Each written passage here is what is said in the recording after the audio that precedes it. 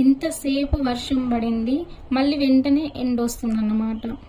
So నాకు సింగపూర్లో నచ్చేది ఏంటి అంటే కాలంతో సంబంధం లేని సీజన్స్ అన్నమాట.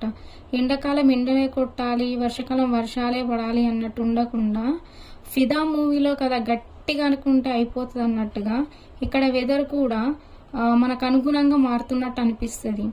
చాలా ఎండ కొడుతుంది కదా, కొంచెం వర్షం కావాలి అనుకున్నట్టు అనుకుంటే మనకి జులై మూవీలో అల్లు అర్జున్ ఇలియానా కోసము వాటర్ ట్యాంకులు పక్కన నింపినట్టు వెంటనే వర్షం వచ్చేస్తుంది. ఆ వర్షం కూడా ఒక 30 మినిట్స్ 45 మినిట్స్ కన్నా ఎక్కువ ఉండదన్నమాట.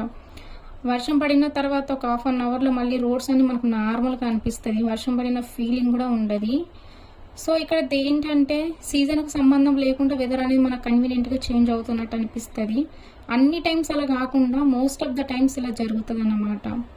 నాకైతే సమ్మర్ సీజన్ అంటే చాలా ఇష్టము. మీకెవరికి ఏ సీజన్ ఇష్టమో లైక్ చేసి షేర్ చేసి సబ్స్క్రైబ్ చేసుకోండి. Thank you so much.